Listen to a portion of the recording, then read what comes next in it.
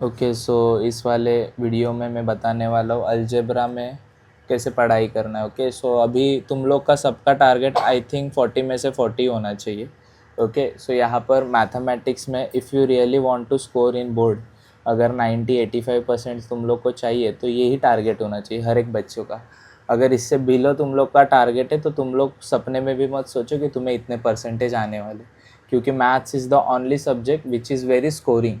Okay और logical subject है, तो तुम्हें कम से कम इसमें 40 में से 40 मिलने ही चाहिए, और मिलते 40 में से 40। ओके सो ये 40 में से 40 कैसे हमें निकालने, इस वाले लेक्चर में तुम लोग को बताने वाला हूँ। ओके इससे बाहर कुछ भी नहीं आएगा। ओके लास्ट के 7 to 8 ईयर्स के जितने भी पेपर्स है सारे के सारे मैंने चेक किए। ओके और हर एक पेपर में जो सीक्वेंस है वही बोर्ड यूज़ करता है। ओके उससे अलग कोई वो यूज़ करने वाला नहीं है, तो हर साल वैसा ही पेपर आता है, वैसे ही पेपर्स बनते हैं। ओके सो हर 6-7 साल में जितना भी पेपर्स का एनालिसिस किया वो इस वाले लेक्चर में देखो। So algebra 30 days plan. Okay last time जैसे मैंने तुम लोग को हिस्ट्री का 5 दिन, ज्योग्राफी का 5 दिन, ये ऐसा नहीं होने वाला है। 30 दिन तुम लोग को चुपचाप पढ़ना, हर रोज़ प्रैक्टिस करना पड़ेगा। ओके क्योंकि ये सब्जेक्ट प्रैक्टिस वाला है, अगर प्रैक्टिस नहीं करोगे तो कुछ ही नहीं आने वाला है। ओके तो एक दिन 5 दिन में करके तुम लोग को 40 में से 40 इसमें से सपने में भी नहीं मिलेगा, तुम्हें हर दिन पढ़ना पड़ेगा। सो यहाँ पर कैसा है, तो अगर मैंने किसी चीज़ को लाल में मार्क किया रेड में, दैट इज़ वेरी कंपलसरी, वो बहुत रिपीटिटिव है। रिपीटिटिव मतलब इस साल आया वो क्वेश्चन तो अगले साल भी वही आया, उसके अगले साल भी वही आया। सो वो कंपलसरी है, मतलब वो आता ही है। ओके और सेकेंड IMP है कि ये ऑप्शंस में गिरते बराबर। और ये जो है ना, ये जो ईयर आफ्टर मैंने लिखा हुआ है, सो अगर येलो में मार्किंग होगा इसका मतलब तुम लोग समझो कि एक साल ये क्वेश्चन पढ़ा है, फिर उसके बाद नहीं पढ़ा, फिर वापस दूसरे साल पढ़ा हुआ क्वेश्चन है। Okay so these are the things you have to note it down. Red मतलब कंपलसरी, वो आता ही आता है। ओके ये तो आने ही वाला है। ओके आग बंद करके चले जाओ और पेपर में तुम्हें ये दिखाई देगा। ओके उसके बाद सेकेंड IMP मतलब ये भी गिरा हुआ ही रहेगा उधर अंदर। ओके बट सबसे ज़्यादा ये आए, फिर उसके बाद ये वाला आया, और ये जो है वो ईयर आफ्टर ईयर चेंज होते जाता है। कभी एक साल आया, अगले साल नहीं आया, उसके साल दूसरा आ गया। ओके सो ये वाली मार्किंग है। सबसे पहले अगर तुम लोग पेपर देखोगे, सो क्वेश्चन नंबर 1 का ए होता है MCQs बराबर, 4 क्वेश्चन 4 मार्क्स, वेरी इजी बराबर। सो यहाँ पर देखो सबसे ज़्यादा रिपीटिटिव है क्वाड्रेटिक इक्वेशन क्यू बराबर, आएगा मतलब आएगा। इस साल के पेपर में भी क्वाड्रेटिक इक्वेशन में से एक फिल इन द ब्लैंक्स, एक MCQs आने वाला है। उसके बाद S मतलब स्टैटिस्टिक्स में से एक गिरने वाला है, और AP से एक गिरने वाला है। क्योंकि जितने भी 6 साल के पेपर है, 6 साल में ये सीक्वेंस क्या है, कॉमन है। ओके हर एक पेपर में क्वाड्रेटिक का एक सम आया है, उसके बाद स्टैटिस्टिक्स का आया, और उसके बाद अरिथमेटिक प्रोग्रेशन का है। तो ये तुम लोग को करना है MCQs के लिए। और ये जो लास्ट वाला सम है, ये एक तो लीनियर से आता है बराबर, या फिर FP का या फिर P का डाल देते। Okay so linear equation 2 variable, FP मतलब फाइनेंशियल प्लानिंग, या फिर तुम लोग को प्रोबेबिलिटी से गिरेगा। ओके सो ये 3 तुम लोग को करना है, और ये भी तुम लोग को करना है। ओके सो यही सीक्वेंस आने वाला है इस साल भी, ये हाथ के मार्क्स से। Okay lot of students will know कि बड़े सम को कैसे सॉल्व करना है, बहुत बच्चों को आता है, लेकिन छोटे सम को कैसे सॉल्व करना है वो बच्चों को नहीं आता है। So that's the huge problem. Okay so हमें ऐसा नहीं खेल खेलना है कि हमें बड़े सम सॉल्व करने आते हैं लेकिन छोटे सम की बारी आती है तो इधर 4 में से 2 ही मार्क्स मिल रहे। ओके सो बी शार्प, और इस वाले हर एक चैप्टर में से जितने भी छोटे छोटे 1-1 मार्क के क्वेश्चंस है, ओके तो ये सारे देखो। ओके सो ये सारे देखो और इसे अगेन एंड अगेन रिवाइज करो, और तुम लोग भी बनाओ क्वेश्चंस। ओके तो बोर्ड्स वाले ऐसा नहीं कि जो प्रॉब्लम सेट है लास्ट में जो फिल इन द ब्लैंक्स 10 देखते हो उसमें से ही गिरने वाले क्वेश्चंस नहीं। ये क्वेश्चंस तुम्हें डेफिनेशन से भी आ सकते हैं, ये क्वेश्चन प्रैक्टिस सेट के बीच में से भी आ सकते हैं, ये क्वेश्चन सॉल्व एग्जाम्पल से भी आ सकते हैं, या फिर मन से भी डाल सकते हैं। So these question you have to know कि कैसे सॉल्व करना है, क्योंकि 4 मार्क्स है। ओके और 4 marks very simple, okay free के 4 मार्क्स है, क्योंकि छोटे सवाल को सॉल्व करना बेहद आसान होता है इन टर्म्स ऑफ बड़े सवाल को सॉल्व करना। तो ये तुम लोग को करना है MCQs, इससे बाहर तो आएगा नहीं इस वाले पेपर में। ओके लिख कर लो। उसके बाद देखो बी वाला है सॉल्व द फॉलोइंग सब क्वेश्चंस आते हैं। सो सॉल्व द फॉलोइंग सब क्वेश्चन, ये 1-1 मार्क का होता है, सेम होता है, बट यहाँ पर फिल इन द ब्लैंक्स में लिखना होता है ना, यहाँ पर तुम्हें सॉल्व करके बताना पड़ता है। लेकिन सॉल्यूशन इसका ज्यादा से ज्यादा 2-3 लाइन का ही सॉल्यूशन होता है, इससे ज्यादा नहीं होगा। एक बार तुम लोग को पूछ लेंगे TN बता, चल निकाल के, ओके तुम लोग को नंबर का सीक्वेंस दिया है, TN बताओ, ओके या फिर तुम्हें डिटरमाइन दिया है, यहाँ पर 3, यहाँ पर 2, यहाँ पर 1, ऐसा चल डिटरमाइन सॉल्व करके दिखाओ। तो ये सारे इक्वेशंस आते हैं इसके अंदर। सो यहाँ पर भी सबसे ज्यादा गिरे हुए किससे, लीनियर इक्वेशन 2 वेरिएबल से आया, हर साल आते हैं, अरिथमेटिक प्रोग्रेशन से हर साल आते हैं, और फाइनेंशियल प्लानिंग से हर बार आते हैं। ओके तो फाइनेंशियल प्लानिंग में भी जो FV और MVA मतलब फेस वैल्यू और मार्केट वैल्यू के जो सम है वो वाले गिरते हैं यहाँ पर। उसके बाद यहाँ पर तुम लोग क्वाड्रेटिक इक्वेशन देखोगे, फिर प्रोबेबिलिटी, और लास्ट में किसके क्वेश्चंस गिरते हैं, स्टैटिस्टिक्स। स्टैटिस्टिक्स में क्या बोलते हैं निकालने के लिए, मीन निकाल के बताओ, बराबर। एक्स बार निकालो, बाकी के वैल्यूज देते तो तुम लोग को sigma FI XI upon sigma FI ये डाल के डिवीजन करके ये 1 मार्क्स तुम लोग को मिल जाएंगे। Okay so these are very easy. देखो 8 मार्क्स यहाँ पर मिल रहे हैं फ्री के। ओके तो इसे उठाओ, ऐसा बिल्कुल मत करो। मैं जब भी 10th में था तभी भी ऐसे बच्चे थे जिन लोग को 3 मार्क्स का क्वेश्चन दो, 4 मार्क का क्वेश्चन दो, वो इजीली फट से सॉल्व करते थे। बट अगर 1-1 मार्क का क्वेश्चन आया ना तो वो उनसे सॉल्व नहीं होता था। ओके सो ये तुम्हें वीक पॉइंट से ना इसे स्ट्रांग बनाओ, बराबर। सो ये वीक पॉइंट के ऊपर फोकस करोगे, then only you will score 40 out of 40।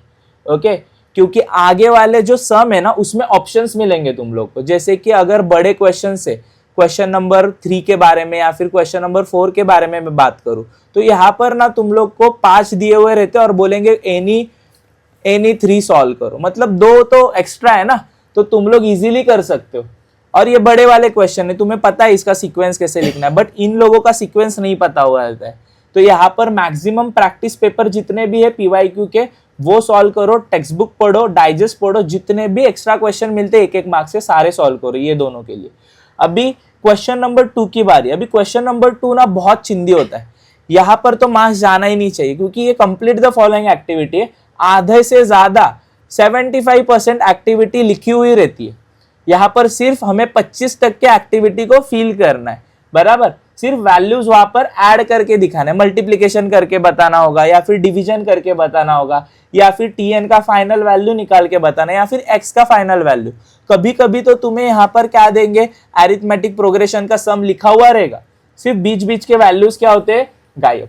Linear equation 2 variable का सम लिखा हुआ रहता, बीच बीच के वैल्यूज क्या रहेंगे, गायब। ओके सो यहाँ पर लीनियर इक्वेशन में से बहुत बार आते हैं एक्टिविटीज। ओके उसके बाद प्रोबेबिलिटी में से सबसे ज्यादा एक्टिविटीज आएंगे, फिर अरिथमेटिक प्रोग्रेशन जो TN वाले सम है ना। देखो प्रोबेबिलिटी में तुम लोग को कौन से एक्टिविटीज डालने, कॉइन, डाइस, कार्ड सिखाया रहेगा ना तुम लोग को दादा ने। उसके बाद यहाँ पर लीनियर में से जो K का वैल्यू फाइंड आउट करना है, देखो सो ये वाले एक्टिविटीज बहुत बार आते हैं। उसके बाद डिटरमाइन वाले आते हैं, ओके ये वाले डिटरमाइन सॉल्व करो। ग्राफ बॉक्स आता है, देखो तो ग्राफ वाला 1.3 पता है ना तुम लोग को, तो 1.3 में जो ग्राफ 1.2 में जो ग्राफ है वो ग्राफ बनाने को नहीं बोलेंगे पेपर पे, सिर्फ उसका बॉक्स है ना वो फिल करके बता, वो बना के दिखा। ओके सो वो वाला आएगा तुम लोग को 1.2 वाला। उसके बाद यहाँ पर देखो तो ये वाला भी नहीं छोड़ना है, 4 मार्क्स से देखो 4 + 4 + 4 अब 12 मार्क्स तुम लोग को फ्री में मिल रहे। पहले तो जो 4 + 4 है ना ये स्टार्टिंग के, ये तो सिर्फ 1 सेंटेंस के है, 1 सेंटेंस तुम लोग 1-2 सेंटेंस में कंप्लीट करोगे तो आंसर मिल जाएगा, तो 8 मार्क्स तो फुकट है। उसके बाद ये 4 तो और इजी है, ओके क्योंकि लिखा हुआ रहता है सब कुछ, सिर्फ हमें सॉल्व करके बताना है। Okay so these are the things. तो 12 मार्क्स तो कहीं भी नहीं जाने चाहिए। ओके और 12 मार्क्स में क्या क्या आने वाला है वो मैंने लिखा हुआ है। ओके ये वाले चैप्टर्स ही आएंगे, यहाँ पर मैंने एग्जाम्पल लिखा हुआ है, जैसे कि मैंने जितने भी पेपर देखे उसमें TN आया, कॉइन आया, डाइस आया, किसी साल कार्ड का आया, फिर फाइंड किया आया, डिटरमाइन आया, ग्राफ बॉक्स आया। ऐसा नहीं कि यही रिपीट होना चाहिए, बट ऐसे टाइप्स के आ सकते। ओके सो इसे देखकर तुम सिर्फ यही करके मत जाओ, ऐसे टाइप्स के आने वाले। ओके इस तरह के सम आते। उसके बाद B में क्या आएगा, सॉल्व द फॉलोइंग सब क्वेश्चन। अभी तुम्हें खुद से सॉल्व करने, अभी तक तो बहुत चिंदी था, 12 मार्क्स से उसमें से 8 मार्क्स स्टार्टिंग के तो 1 वर्ड वाले आंसर्स रहने वाले, उसके बाद ये तुम्हें एक्टिविटी बेस्ड रहने वाला। अभी जो B है ना यहाँ से तुम्हें खुद से सॉल्व करना है। सो क्या है यहाँ पर, सॉल्व द फॉलोइंग सब क्वेश्चंस, एनी 4 हम लोग को सॉल्व करने दिए हुए। कितने रहते हैं, 5, बराबर। 8 मार्क्स के लिए मतलब 2 मार्क्स फॉर ईच, बराबर। एक के लिए 2 मार्क्स आएगा। फिर तुम लोग यहाँ पर हमेशा सम देखोगे तो लीनियर में से क्रेमर ज्यादा आता है। ओके तो क्रेमर करो यहाँ पर। उसके बाद तुम लोग एपी में से देखोगे तो वर्ड प्रॉब्लम्स में से जो छोटे छोटे एक एक सेंटेंस के वर्ड प्रॉब्लम्स है, जैसे कि टीएन और एसएन निकाल के बताओ, तो वो वाले आ सकते। क्वाड्रेटिक में देखो तो फैक्टराइजेशन पूछते या फिर स्मॉल वर्ड प्रॉब्लम पूछते हैं तुम लोग को। यहाँ पर एस मतलब तुम लोग का स्टैटिस्टिक्स, यहाँ पर टेबल या फिर मीन निकालने को बोलेंगे। टेबल पता है ना, वो 3-4 टाइप्स के मैंने टेबल पढ़ाए थे स्टैटिस्टिक्स में, वो छोटे छोटे टेबल तुम लोग को आ सकते हैं, वो डायरेक्ट वाला वगैरह, वो इजी टेबल आएंगे। प्रोबेबिलिटी में कार्ड्स के सम आते। ओके, सो इन टाइप्स की क्वेश्चंस तुम लोग को आने वाले हैं। हमेशा ध्यान रखो एल, एपी और क्यू, ये तो तुम लोग को करना है क्योंकि ये बहुत रिपीटेटिव क्वेश्चन है। क्वेश्चन नंबर बी में बोर्ड्स का सेट होता है, देखो ए में से यही चैप्टर में से डालेंगे, बी में यही चैप्टर में से डालेंगे। ओके, क्योंकि वो रिपीटेटिव पैटर्न है, सेम पैटर्न फॉलो करने वाले, इस बार भी सेम पैटर्न फॉलो करेंगे। ओके, उसके बाद यहाँ पर देखो तुम लोग, तो क्वेश्चन नंबर 3 जहां पर एक ही हमें सॉल्व करना होता है और कितने दिए हुए रहते हैं, 2 क्वेश्चंस दिए रहते हैं बराबर, 3 मार्क्स के लिए। यहाँ पर भी सबसे ज्यादा रिपीट हुआ क्वेश्चन मतलब फाइनेंशियल प्लानिंग का एक क्वेश्चन आता ही है। तो यहाँ पर बिल बनाने के लिए बोल सकते हैं, जो बिल मैंने सिखाया था देखो जीएसटीआईएन नंबर वगैरह, वो बिल बोल सकते हैं निकालने के लिए, या फिर वर्ड वाला, वर्ड सॉल्यूशन आएगा कौन सा भी, वर्ड प्रॉब्लम वाला फाइनेंशियल प्लानिंग में से। तो ये चेक करो। उसके बाद अगर ये नहीं गिरता है फाइनेंशियल प्लानिंग, ये तो गिरता ही गिरता है हमेशा, अगर ये नहीं आया तो इसके जगह पे प्रोबेबिलिटी और स्टैटिस्टिक्स वो वाला आएगा। तो प्रोबेबिलिटी में कौन से सम आते हैं, जैसे बॉय और गर्ल पता है ना, सो उनके प्रोबेबिलिटी निकालो। उसके बाद स्टैटिस्टिक्स में क्या आएगा, तो टेबल्स आते हैं तुम लोग, तो वो वाले करो। और कभी कभी 1-2 साल छोड़कर कौन से क्वेश्चंस गिरे, क्वाड्रेटिक इक्वेशन के भी गिरे। ओके, तो फाइनेंशियल प्लानिंग इसमें करना है। ओके, फिर ये प्रोबेबिलिटी और ये स्टैटिस्टिक्स, इतना ध्यान में रखो। देन क्वेश्चन नंबर बी देखो, सॉल्व द फॉलोइंग सब क्वेश्चंस, एनी 2 करने 6 मार्क्स के लिए, 3 फॉर द ईच। यहाँ पर सबसे ज्यादा ऑप्शंस दिए, कितने ऑप्शंस दिए तुम लोग को, 4 ऑप्शन है और 2 ही सॉल्व करने से। ओके, सो यहाँ पर तुम लोग को बहुत ज्यादा एडवांटेजेस है, एक तो लीनियर में से पक्का आता है और प्रोबेबिलिटी में से पक्का आता है। ओके, तो अगर ये 2 और ये क्वाड्रेटिक भी कर लिया ना, ये भी नहीं करोगे तो भी हो जाएगा तुम लोग का। ओके, तो ये 2 तो, ये 3 तो पक्के आते हैं, ये 2 पक्के आते हैं और इसमें से इन दोनों में से एक आता है। सो इन दोनों में क्या आएगा, तो लीनियर में तुम लोग को ग्राफ पूछा सकते हैं, तो ग्राफ पूरा सॉल्व करने को बोलेंगे इस बार। क्रेमर जो बड़ा वाला क्रेमर है ना, 3 मार्क्स के लिए आता है, वो वाला आ सकता है, या फिर इसमें से वर्ड प्रॉब्लम आ सकते हैं, बोट वगैरह वॉटेवर, जितने भी वर्ड प्रॉब्लम हम लोग पढ़े ना प्रैक्टिस सेट 1.5 में से, वो गिर सकते हैं। यहाँ पर प्रोबेबिलिटी में कॉइन डाइसेस वाले सवाल आ सकते हैं, कॉइन वाला डाइस वाला, या फिर रेड ब्लू बलून। ओके, ये सवाल बहुत बार रिपीट हुआ है, रेड ब्लू बलून वाला, तो ये वाला तुम लोग को करो। और क्वेश्चन नंबर ये जो क्वाड्रेटिक है और ये जो स्टैटिस्टिक्स है, इसमें से आ सकते हैं। तो ये 2 भी करोगे तभी तुम लोग को एनी 2 तो तुम लोग के सॉल्व हो जाते, क्योंकि यही रिपीटेटिव पैटर्न है। ओके, लीनियर इक्वेशन, 2 वेरिएबल और प्रोबेबिलिटी। लास्ट वाला, सेकंड लास्ट है question number 4, solve the following सब क्वेश्चंस एनी 2। यहाँ पर भी एनी 2 है, लेकिन ऑप्शन एक ही ज्यादा दिया है, question number 3। Okay, total questions 3 है, 8 मार्क्स। यहाँ पर हेवी मार्क्स है। ओके, एक क्वेश्चन को 4 मार्क्स है, तो ये वाला ध्यान में रखो। इधर ना बोर्ड्स वाले हॉट्स डालते, हॉट्स मतलब जो टेक्स्ट बुक के बाहर के क्वेश्चन है वो वाले डाल सकते हैं। बट कौन से चैप्टर से हॉट्स मैंने देखे, क्वाड्रेटिक इक्वेशन और एपी में सबसे ज्यादा हॉट्स देखे। तो क्वाड्रेटिक इक्वेशन का हॉट आ सकता है, या फिर एपी में से, या फिर लीनियर का भी आ सकता है। तो सबसे ज्यादा क्वेश्चन नंबर 4 में सवाल गिरते, वो मतलब एपी से गिरते। ओके, तो एपी में जो एसएन वाले सम है ना, जो फाइनल वर्ड प्रॉब्लम, बड़े बड़े वर्ड प्रॉब्लम है एसएन वाले, वो वाले आ सकते हैं। स्टैटिस्टिक्स में तुम लोग टेबल, जो पाई टेबल है देखो, ऐसे सर्कल वाला पाई टेबल है, उसके बाद वहां पर परसेंटेज भी निकालो बराबर, तो ये सारी चीजें स्टैटिस्टिक्स से आएगी। या फिर क्वाड्रेटिक इक्वेशन में से नॉर्मल वर्ड प्रॉब्लम आ सकते हैं, या फिर हॉट्स। ओके, यहाँ पर और यहाँ पर ही हॉट्स डालते बोर्ड। ओके, क्वेश्चन नंबर 4 और क्वेश्चन नंबर 5, तो यहाँ पर तुम्हें प्रिपेयर्ड रहना है। एक हॉट्स भी आ गया ना, अगर एक भी हॉट गिरता है, देखो टोटल 3 क्वेश्चन है, इसमें से बोर्ड्स एक ही हॉट डालेगा और बाकी के 2 है ना वो नॉर्मल डालने वाला। अगर ये हॉट्स तुम्हें नहीं आता सॉल्व करना, तो ये दोनों तो आने चाहिए। ओके, सो ये वाला तुम लोग टैक्टिक यूज कर सकते। उसके बाद सॉल्व द फॉलोइंग सब क्वेश्चन, यहाँ पर एनी 1 होता है 3 मार्क्स के लिए। सबसे ज्यादा आया वो लीनियर इक्वेशन इन 2 वेरिएबल से, और उसके बाद आया हुआ है स्टैटिस्टिक्स से। ओके, सो लीनियर इक्वेशन 2 वेरिएबल में तुम्हें ग्राफ भी बोलेंगे और एक ट्विस्ट वाला सम देते, मतलब उसमें रेक्टेंगल भी बता। चल अभी ग्राफ तो दिया, तो रेक्टेंगल का वैल्यू भी निकाल के बता। तो ये सारे हॉट्स में गिरने वाले क्वेश्चन से वो लीनियर इक्वेशन 2 वेरिएबल से आएंगे। उसके बाद प्रोबेबिलिटी से सम आते, पाइग्राफ से बराबर, जो पाइग्राफ मैंने बताया ना तुम लोग को, ऐसे सर्कल वाला जो पाइग्राफ है, वो वाले क्वेश्चंस मैंने देखे, और लास्ट में एपी आया तो आया एपी का, 2 में से एक अगर एपी कभी कभी आ सकता है।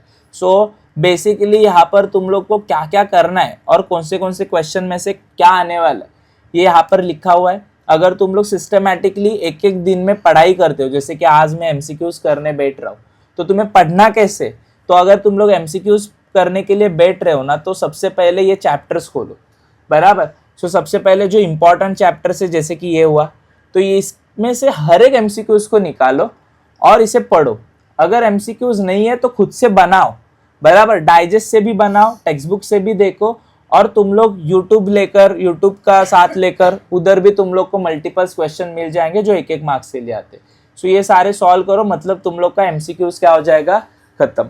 फिर अगले दिन अगर तुम लोग सॉल्व द फॉलोइंग सब क्वेश्चंस कर रहे हो, तो यहाँ पर तुम लोग को सॉल्व करके बताना है, यहाँ पर विदाउट सॉल्व करके लिखना है, मतलब यहाँ पर भी सॉल्यूशन होगा, बट ये वाला सॉल्यूशन तुम लोग कहाँ पर करोगे, लास्ट पेज पर करोगे। वहां पर एक्सप्लेनेशन नहीं देना है तुम लोग को, बट यहाँ पर एक्सप्लेनेशन देना है। ओके, सो ये तुम लोग वहीं पर ही सॉल्व करोगे और बताओगे, लेकिन इसका सॉल्यूशन 2-3 लाइन में ही खत्म हो जाता है। ओके, सो ऐसे वाले समय फिर इसे उठाकर करो। कौन से चैप्टर करोगे इसमें से तुम लोग को पता है। फिर अगर क्वेश्चन नंबर 2 कर रहे हो एक्टिविटीज वाला, तो ये वाला तो मुझे लगता है काफी ईजी होता है। ओके, सो ये वाला सिर्फ वैल्यूज सब्सटीट्यूट करके आंसर निकालना है, वेरी इजी। यहाँ से तुम लोग का मेन पेपर चालू होता है, बी में से। ओके, जहां पर तुम्हें खुद का दिमाग ज्यादा चलाना पड़ता है। सो यहाँ पर भी ऑप्शन है 5 में से 4 सॉल्व करो। ओके, और हमें पता है कौन से चैप्टर में से गिरने वाला है, लीनियर इक्वेशन में से गिरेगा, एपी से गिरेगा और क्वाड्रेटिक से गिरेगा। सो ये वाला प्लानिंग देख कर जाओ। उसके बाद लास्ट वाले ये जो है ना, यहाँ पर क्वेश्चन नंबर 4 और क्वेश्चन नंबर 5, यहाँ पर ही बच्चों का मूड खराब हो जाता है अगर हॉट्स गिरे तो। ओके, ऐसा भी होता है कभी कभी बोर्ड्स वाले 2 हॉट्स डाल देते, बराबर, लगातार। ओके, जैसे लास्ट ईयर के एग्जाम में हुआ था। ओके, सो लास्ट ईयर के एग्जाम में सेम हुआ था, 2 हॉट्स गिरे थे, क्वेश्चन नंबर 1, क्वेश्चन नंबर 2 और क्वेश्चन नंबर 3। बच्चों को यही आया, ये दोनों आने में थोड़ा दिक्कत हो गया। सो तुम लोग को हॉट्स मतलब इतना भी डरावना नहीं होता, लॉजिकल होते हैं वो भी। अगर तुम लोगों ने अच्छे से पढ़ाई किया रहेगा तो वो भी तुम लोग सॉल्व कर सकते हो। और वैसे भी आने वाले लेक्चर में मैं लूंगा ही वो सारे हॉट्स के सम, जितने भी इंपॉर्टेंट मुझे लग रहे। So that's it. ओके, मुझे लगता है अगर कोई बंदा है जिसे आउट ऑफ निकालने, तो उसे सारे चैप्टर्स पढ़ने, वेरी आईएमपी। यहाँ पर तुम लोग ऐसा मत सोचो कि मैं फाइनेंशियल प्लानिंग स्किप कर देता हूँ, बहुत डिफिकल्ट लग रहा है, या फिर मैं अरिथमेटिक प्रोग्रेशन स्किप कर दे रहा हूँ, तो उससे तुम लोग को कभी आउट ऑफ नहीं मिलेगा। आउट ऑफ चाहिए तो you have to practice all the questions. और जिसे अगर पास ही होना है तो सिर्फ लीनियर इक्वेशन 2 वेरिएबल करो, क्वाड्रेटिक इक्वेशन करो, प्रोबेबिलिटी करो, स्टैटिस्टिक्स करो और भाड़ में जाओ, बराबर, हो जाओगे पास। अगर तुम लोग सिर्फ प्रोबेबिलिटी, स्टैटिस्टिक्स और क्वाड्रेटिक भी करते हो तो उससे भी पास हो जाते हो। ओके, सिर्फ पास का एम है तो, but I will not suggest you कि सिर्फ पास का एम रखो, ये वाला एम रखो, और ये फुलफिल होता है। ओके, ये हमें भी मिला हुआ स्कोर है तो तुम लोग को भी मिल सकता है, it's not a big deal, बराबर। मैथ्स में 40 आउट ऑफ 40 मिलता है, बहुत बच्चों को मिलता है, और तुम्हें मिल सकता है। सो अगर मैथ्स में तुम लोग का 100 स्कोर आ गया, दैट मीन्स तुम लोग अच्छा रिजल्ट निकाल सकते हो। 100 भी नहीं आता तो अगर 96, 97 तो मिलता ही मिलता है। तो इतना भी स्कोर आया तो तुम लोग आगे अच्छा परफॉर्म कर सकते हो बाकी के सब्जेक्ट में। सो ऐसे पढ़ाई करो। ओके, और एक लास्ट बात बता रहा हूँ मैं तुम लोग को कि पेन, एग्जाम हॉल में पेन यूज़ करोगे, बॉल पेन यूज़ करो, बॉल पेन ही यूज़ करना है, और वो भी ब्लू कलर का ही यूज़ करना है। ओके, वहाँ पर बोर्ड्स वालों ने लिखा हुआ रहेगा कि तुम लोग ब्लू भी इस्तेमाल कर सकते हो और ब्लैक भी इस्तेमाल कर सकते हो, उधर सप्लीमेंट में लिखा हुआ रहता है। ओके, दोनों पेन अलाव है, बट ब्लैक बिल्कुल मत करो यूज़। ब्लैक यूज़ करोगे ना तो मेरे जैसा लफड़ा होगा। जब भी मैं बोर्ड में था ना, तो मैं खुद को ज़्यादा ओवर स्मार्ट समझ रहा था और मैं ब्लैक पेन से लिख रहा था, और देयरफॉर मुझे बाद में समझ में आया मेरा रिजल्ट थोड़ा सा कम आया था बाकी के बच्चों से। वो होता क्या है, अगर मेरे क्लासरूम में 30 बच्चे बैठे, बराबर, और 30 में से एक ही में होशियार, खुद को समझने वाला, जो किस पेन से लिख रहा है, ब्लैक वाले पेन से लिख रहा है। सो यहाँ पर होगा क्या, जब एग्जामिनर पेपर चेक करे, 30 बच्चों के पेपर उसके ही पास चले जाएंगे, तो देखेगा भाई इसने ब्लू में लिखा, ये क्यों शानपना कर रहा है। आया समझ में? हर एक बच्चा अगर ब्लू पेन में सॉल्व कर रहा है, तो एक अगर ब्लैक पेपर मिल गया तो वो थोड़ा सा, अगेन जो एग्जामिनर होता है, सुपरवाइजर होता है, तो उसको सवाल आता है, तो वो और अच्छे से उसे क्या करेगा, चेक करेगा। Okay, so blue pen I am suggesting you कि ब्लू ही इस्तेमाल करो, चाहिए तो 10th 12th वही फॉलो करो, और ग्रेजुएशन में तुम लोग ब्लैक ही इस्तेमाल कर सकते हो, बहुत सारे बच्चे ब्लैक ही करते हैं।